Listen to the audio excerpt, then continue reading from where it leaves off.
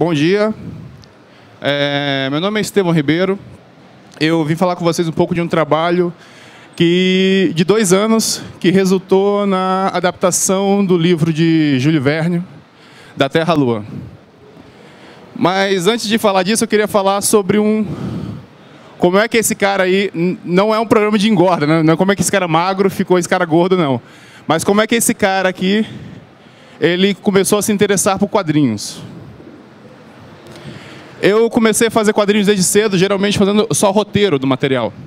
Eu sou de Vitória, no Espírito Santo, e lá nós temos um cenário de quadrinhos muito pobre, né? E em 2000 eu comecei a produzir quadrinhos tentando chegar às editoras. Mas o mais legal é o seguinte, que um dia eu cheguei numa editora e falei com eles, olha, pô, eu vi numa dessas gráficas, a gente vê sempre gráfica por aí, tá lá, Tupinambá Gráfica Editora. Falei, poxa, finalmente o sonho da minha vida vai se realizar. Eu cheguei com o material lá para os caras e falei, olha, tá aqui os quadrinhos que eu faço, publiquem. Publiquem, ganhem dinheiro. Aí os caras falam, quanto é que você vai pagar por isso? Quanto é que você vai pagar pra gente publicar seu material? Falei, ué, mas teoricamente vocês que pagam a gente para publicar. Qual é? Que negócio é esse, cara? Eu venho aqui, eu faço o trabalho todo e você quer que eu publique ainda? Aí eu descobri, cara, que assim, para se fazer quadrinhos, precisa de dinheiro, né? Porque papel é negociado em dólar, a hora máquina, as máquinas vêm meio que... Antigamente, né, isso na década de 2000, as máquinas vinham de leasing, custavam mais de $500 mil, 2 milhões cada máquina, a hora máquina muito cara. Então eu resolvi entrar em gráfica para poder saber quanto é que custa fazer uma revista. E aí o meu grande aliado nesse meio tempo foi CorelDRAW. Quem aqui já usou CorelDRAW ou usa CorelDRAW? Você usa CorelDRAW? Cara, você é meu herói. Eu usei CorelDRAW até assim, por 10 anos de carreira, fazendo o CorelDRAW, o Corel Photopaint. E foi isso que me levou para os jornais. Assim, nessa época eu só fazia roteiros, mas aí depois eu comecei a trabalhar com infografia e fui trabalhar para fazer quadrinhos, finalmente, para um jornal chamado Notícia Agora. Nesse jornal, o que aconteceria? É uma coisa inédita. Eles faziam uma página por dia, ou seja, você tinha lá na seção de quadrinhos, ao invés de ter um bocado de tirinhas, você tinha cerca de uma página de história por dia. Então as histórias tinham mais ou menos 5 a 10 páginas, então a pessoa tinha que acompanhar por 5 a 10 dias por esse material, para poder conhecer a história inteira. Eu escrevia roteiros para 3 caras e fizemos 386 páginas de quadrinhos. Isso no Espírito Santo, num jornal local, e foi lá que eu comecei essa carreira, né, primeiro como roteirista. Mas como vocês podem ver pelos cálculos, durou mais ou menos 1 ano, né, de produção. E não se pagava bem, né? Ainda mais 4 pessoas vivendo de uma produção de quadrinhos é complicado. Então, eu passei a trabalhar como infografista em jornal. Então, é aquela coisa, a curiosidade em saber como é que funciona o processo de produção de história em quadrinhos me levou a fazer um pouco de quadrinhos e depois a trabalhar com os jornais. Olha que o Meia Hora é conhecido pela galera da internet, né, por causa das suas manchetes irreverentes. Alguém consegue ler essa manchete aqui? Luana não tem mais dado em casa, que é o dado do Dolabella, né? Só que eu não fazia essas capas, eu fazia as ilustrações, e no caso da Tribuna, no Jornal Dia e no Extra, eu fazia as infografias. Tudo isso me daria base para fazer a obra que eu fiz, que é o Da Terra à Lua. Enquanto eu fazia esse trabalho no jornal, eu comecei a fazer uns trabalhos paralelos de quadrinhos, e eles acabaram resultando nos Passarinhos. Os Passarinhos é uma tira que nasceu em 2009 na internet, e ela teve alguns visitantes famosos, pessoas que eu homenageei e acabaram divulgando o material para mim. Alguém conhece Neil Gaiman aqui? Neil Gaiman? Então, eu criei um personagem chamado Phil Gaiman. A gente fez uma brincadeira com ele e ele acabou fazendo... Isso, estamos falando podem ver pelo layout do Twitter que isso é antigo, né? Mas ele chegou e divulgou o personagem para a galera. Fora isso, eu não tenho aqui a mensagem, mas Paulo Coelho também fez uma brincadeira. Porque a tirinha é literária, então ela tem umas referências literárias e a gente acabou criando os personagens. Atualmente essa tira é publicada no jornal O Dia e em Portugal numa revista chamada Bang, né? E aí o que aconteceu? Depois disso, depois de 3 meses no blog, essa tirinha já estava na MED, já estava... E aí veio o interesse de fazer uma revistinha, como poderia dizer, física, né, finalmente, né? E aí me aconteceu de ter uma ideia. Olha, fazer um lançamento aqui e tal. Quem puder colaborar com a revista, tal, comprando na pré-venda, você vai ter seu nome nos agradecimentos. Esse modelo de negócio parece com alguma coisa que vocês conhecem? Hein? Alguém sabe dizer? Crowdfunding. A diferença é que a plataforma mais conhecida de hoje, assim, que é o Catarse, ele nasceu em 2011. Esse material foi feito, essa campanha foi feita em 2009 e o primeiro álbum foi lançado em 2010. Esse livro saiu e por causa do formatinho dele, ele só é vendido em eventos. Então, em 5 anos de ida a eventos, foram vendidos 3.500 exemplares até agora, ou seja, só de venda de mão em mão. Já esse de baixo, a gente preparou para as livrarias e foi comprado pelo governo. Num ano onde só tem adaptações literárias sendo compradas, os únicos 2 livros de tiras comprados foram Mafalda, Toda Mafalda, e Os Passarinhos e Outros Bichos. Foram 29.053 exemplares comprados pelo governo para mandar para as bibliotecas públicas. Isso no material que nasceu na internet.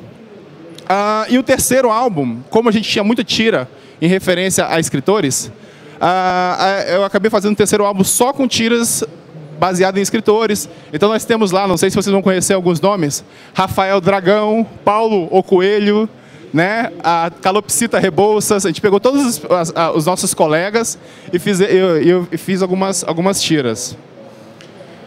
E aí, esse tipo de projeto me possibilitou produzir outros materiais. Maior parte deles como roteirista. Contos Tristes, A Corrente é um livro, um romance, ia ser lançado na Itália, mas a crise na Europa acabou com a editora. Né? Ó, pelo menos eu assinei um contrato com uma editora italiana, tá? Tá lá, no papel. Só não saiu. Pequenos Heróis foi lançado pela Devir aqui no Brasil e foi publicado nos Estados Unidos, né? Lá pela 250 Inc. Futuros Heróis vai ser publicado também este ano lá nos Estados Unidos e foi publicado este ano aqui pela Nova Fronteira e Desiderata. Tristão, Enquanto Ele Estava Morto, e são 2 álbuns independentes que eu consegui graças a patrocínio. Então é sempre assim, é muito difícil fazer quadrinhos. E então até esses trabalhos todos saírem, eu só conseguia publicar como? Sendo patrocinado de forma assim, olha, patrocínio é a sua impressão, ou você faz aí, eu imprimo, não te cobro nada, ou você faz aí e vamos ver no que dá. Mas esses trabalhos, eles acabaram me dando gabarito para poder trabalhar com a Nova Fronteira, para quem eu apresentei os materiais. E ela falou bem assim, olha, não temos interesse em trabalhar em materiais originais, mas se você quiser fazer uma adaptação literária, a gente pode conversar. Nessa semana, eu tinha ido ver um filme, isso era março de 2002. Né? Parece que eles velham, me lembro como se fosse ontem. Mas então, era março de 2002 e estava passando um filme, tinha um filme em cartaz, que eu acho que todo mundo aqui viu, chorou e eu não quero ver nunca mais. Hugo. Eu vi esse filme, nossa, fiquei mal pra caramba, fiquei muito mal. E aí me veio eu cheguei e conversei com o pessoal, olha, tem uma ideia. Eu fui pesquisar sobre o filme, sobre Méliès. É óbvio, olha só, todo mundo vai dizer bem assim, eu leio Verne, eu leio não sei o quê. Tá, eu li Verne, eu li A Volta ao Mundo em 80 Dias. Eu não li a obra toda do Verne, mas eu sabia que tinha da Terra à Lua. Aí eu fui olhar, a gente sempre tem aquele imaginário do Méliès, tal, que era uma outra coisa, quer dizer, o filme baseado no livro. Aí eu falei, poxa, eu quero ler esse livro. Quando eu li, descobri que não tinha muito a ver com o filme de 1902, que é o filme do Méliès, Viagem à Lua. Aí eu falei, olha, não tem muito a ver, mas eu gostei do filme. E ele só trabalha com adaptação literária. Então, qual foi a minha ideia? Eu cheguei... sim, o filme do Méliès nem é uma adaptação referencial ao Júlio Verne só. Ele também é referencial aos Primeiros Homens da Lua, de J.G. Wells, né? É um livro falando sobre selenitas, um pessoal que chega à Lua com uma nave, eles descobrem uma substância que é antigravitacional chamada carvorita, e aí eles chegam à Lua e encontram os selenitas. Então o Méliès mesmo, o que aconteceu? Ele misturou os dois filmes dentro de um enredo dele, os dois livros dentro de um enredo dele e criou o seu filme. Aí eu falei, poxa, então eu acho que eu vou fazer o mesmo. Eu vou pegar o livro do Verne, o filme do Méliès, que é também baseado no G. Wells, e vou propor para eles. O mais legal foi que esta imagem que foi para eles com 10 linhas de argumento. Olha, eu quero fazer uma coisa que eu não sei se vocês vão achar legal. Eu quero pegar o livro do Verne, o filme do Méliès, misturar e fazer uma história. Aí, 15 dias depois, levaram para reunião, tal, não sei o quê, quem vai pagar por isso, não sei o quê, tal, quem vai ficar com Mary, né, etc. E aí saiu. O pessoal falou, olha, você tem sinal verde para fazer. Então, em março de 2012, não é 2002 não, tá, gente? 2012, eu comecei a produzir esse material. Nessa época eu trabalhava em jornal, então, assim, eu tive que, mais uma vez, trabalhar, né, na metade do tempo. Essa obra da Terra, vamos falar um pouco da Terra-Lua, é o seguinte, nessa obra o Clube do Canhão, acabou a Guerra Civil, o Clube do Canhão está simplesmente assim, está entediado, querem começar uma guerra, querem matar alguém, querem explodir, querem fazer canhões, eles querem fazer armas. E aí, vendo que nada vai acontecer, que não tem uma iminência de guerra, não tem nada, eles resolvem fazer um canhão de proporções colossais para mandar um projétil para a Lua. Isso aí a galera, né, conhece. Barbicane, o Imper Barbicane, que é esse cara aí, né, me lembrou muito Lincoln, né? Ele é o presidente do Clube do Canhão. Então ele propõe isso ao pessoal, né? E aí o pessoal acha que é uma loucura, mas é melhor do que não fazer nada, né? E aí o que acontece? Só que nesse meio tempo, quando o canhão está quase pronto, um cara aparece, um tal de Michel Ardan, e fala, olha, a gente quer que faça o projeto tripulado, porque eu quero ir. Então, nessa aventura, quem vai? Vai 3 pessoas, sendo Imper Barbicane, Michel Ardan e o Capitão Nichols, que é um rival do Michel Ardan. Por que eu estou contando isso? Porque eu modifiquei muito a história. Então é bom dar uma lembrada aqui. Mas assim, a semelhança com a história do Méliès termina no fato de ter um canhão, um projétil, né, indo para a Lua. Por quê? Em Viagem à Lua, né, olha o carinha ali lindo, o Méliès, né, o personagem ele tem umas diferenças. Exemplo, Imper Barbicane, eu peguei o colorido para ficar melhor para ver, tá, gente? Eu sei que o original é preto e branco, mas o filme colorido fica mais interessante para se ver. Imper Barbicane virou ali, foi substituído por Professor Barbenfouly. Nossa, eu tive que ir no Google Translator para falar tudo, né? Georges Méliès, né? Tem que saber todas as palavras. Ela falou lá legal e eu Barbenfouly, né?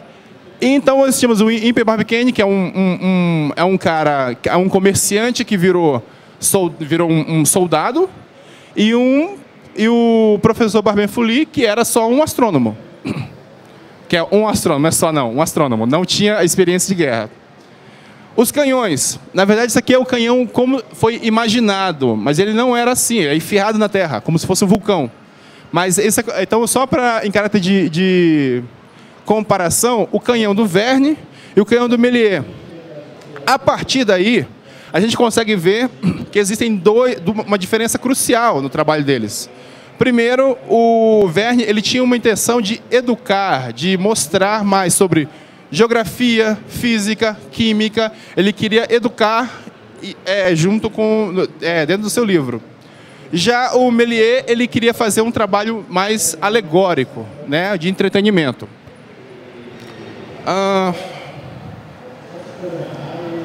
Já passei um bocado já também. E aí então o que aconteceu?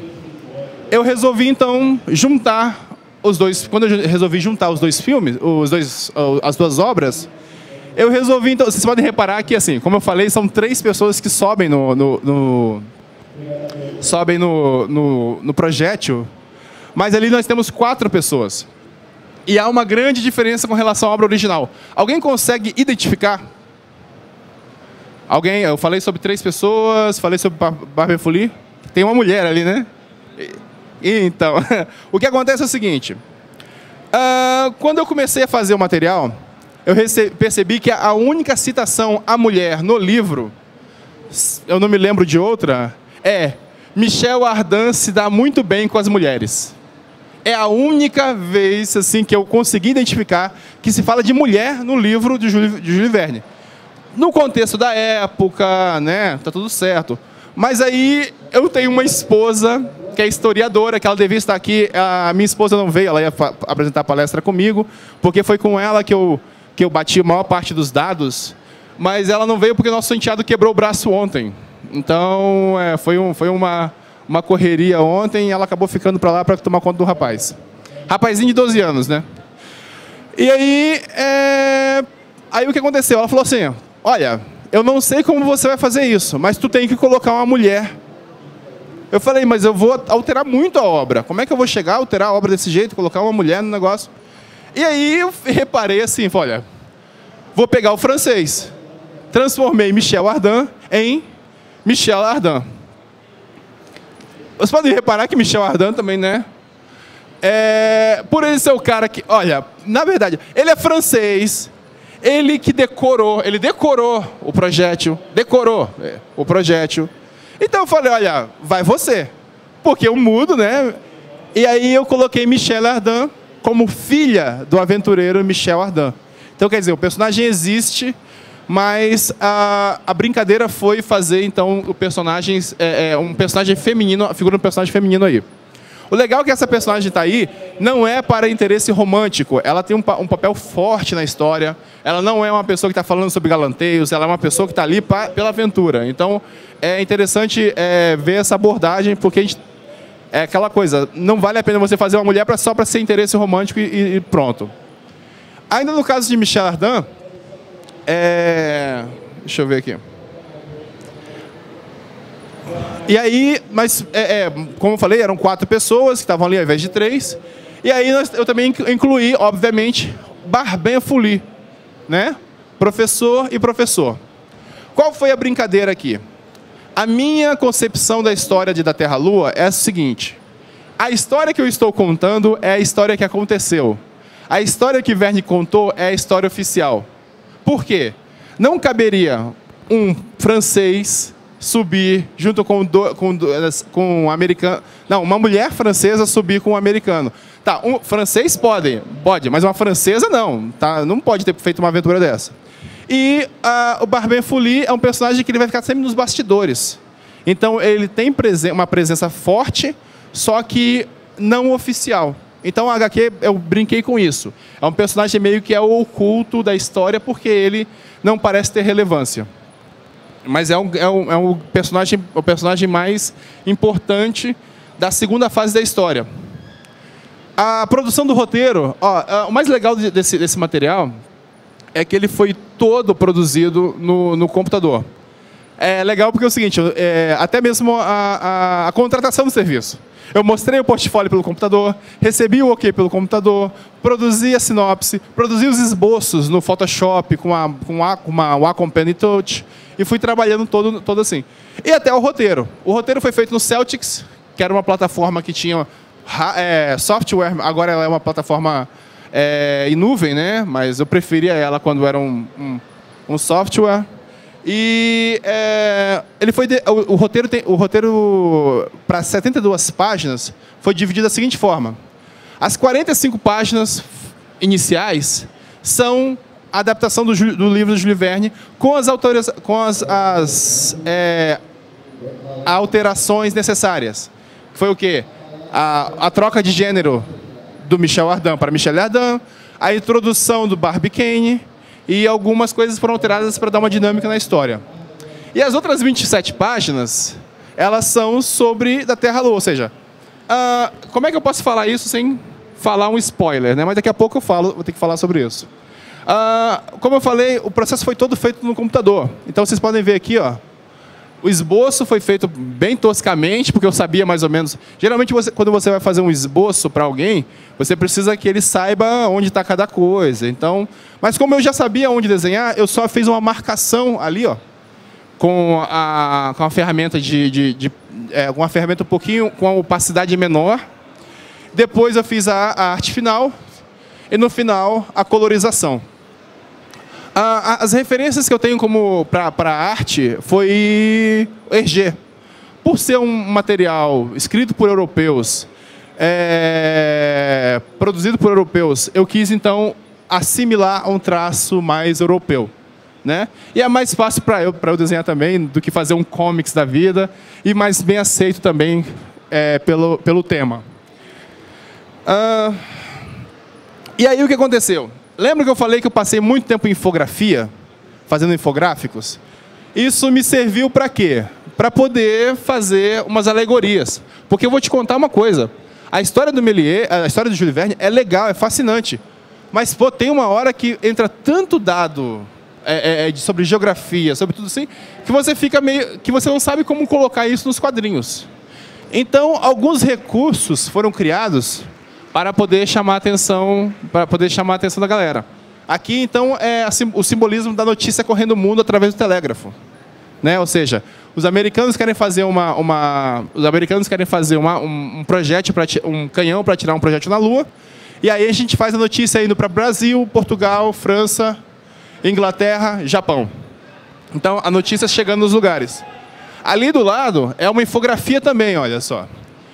Quase não dá para perceber que isso daqui é o canhão, né? É o tamanho do canhão.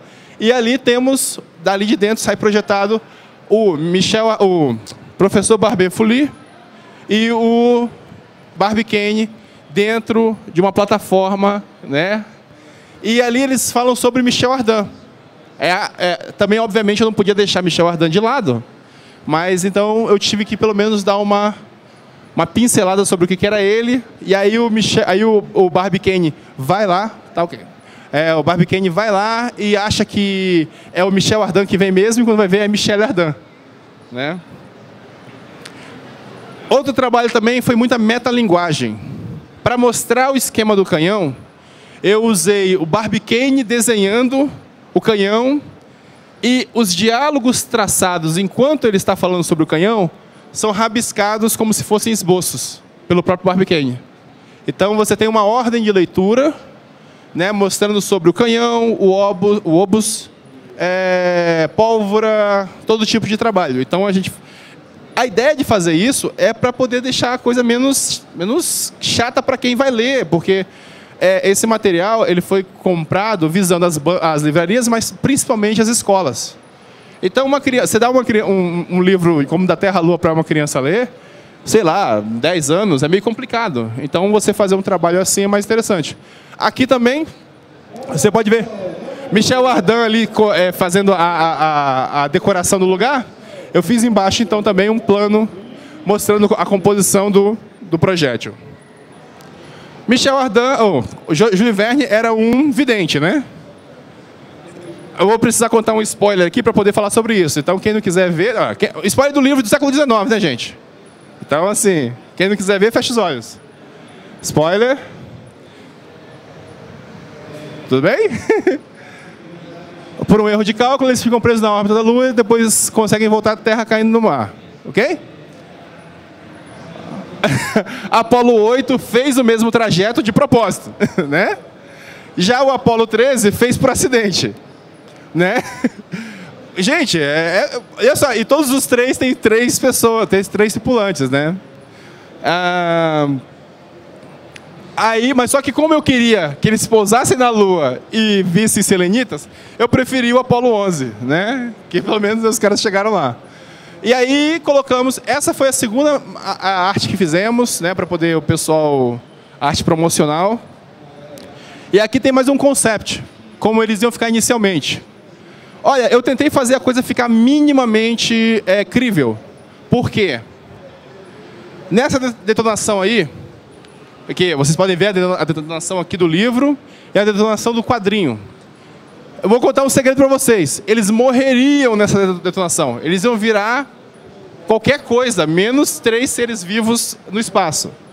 Eu tive que criar uma solução, que eu não vou poder contar aqui, porque aí é spoiler do quadrinho, mas eu criei uma solução para que eles sobrevivessem, e ainda essa seria o estopim para uma briga com os selenitas no espaço, lá na Lua.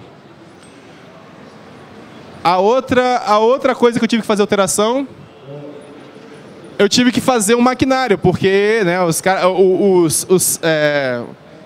os exploradores do Méliès caem lá sem nada, né? Caem sem máscara, sem nada. Então eu criei uma roupa meio fictícia, obviamente essa coisa não funcionaria lá. É uma roupa a corda, movida por um dínamo que gerava, e uma resistência, que gerava calor e eletricidade. A eletricidade seria para poder fazer com que eles, se eles conseguissem se comunicar via fio, né? via um telefone do amigo do Barbet Fouly, um amigo dele, esqueci o nome do italiano que criou o telefone junto com o Bell. Então, exatamente. E aí, o outro seria fazer oxigênio a partir de clorato de sódio. Não me pergunte como, eu fiz só uma alegoria ali, porque eu tentei entender muito e o prazo estava apertado. Mas a gente fez uma brincadeira com o maquinário. E eu quis fazer essa... O que acontece? Quem lê esse material pode achar que não foi uma homenagem, que esse material foi mais uma ofensa. Mas uma coisa curiosa é que a Campus Party, quando começou a anunciar sobre o livro, a imagem que eles colocaram no site foi esta. Então o que acontece é que muitas vezes a homenagem é mais forte do que o homenageado. A imagem é mais forte do que a letra, muitas vezes. Então eu acho que assim, homenagem por homenagem, eu espero que eu tenha conseguido fazer uma homenagem à altura. Então assim, vocês, quando quiserem, assim, me procurem pelas redes sociais. Eu vou falar de lá também, não só sobre esses materiais, mas sobre a minha editora, a Aquário Editorial. Procurem o livro. É muito difícil chegar nas livrarias, porque as livrarias não estão pegando esse material, porque geralmente é um material de ficção científica, não é muito bem visto pelas livrarias. Então, encomendem pelas livrarias, achem por aí. E obrigado. Né? Quem tiver alguma pergunta, quer saber alguma coisa, só falar. Perguntas? Tem um microfone aqui?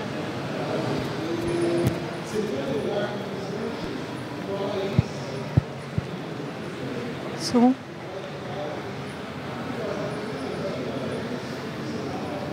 Bom, primeiro, parabéns por esse trabalho muito legal, que eu gostei, homenagear o Júlio Verne, né? Obrigado. E é interessante que você mencionou aí um pouco sobre homenagem a ele, né? Provavelmente o Júlio Verne não ia gostar, porque ele era muito detalhista, né? Exato. E ele foi contemporâneo do H.G. Wells por um período, e não sei se você sabe o que ele fala, a opinião dele sobre o H.G. Wells. Ele achava, ele escreve bem, mas ele mente.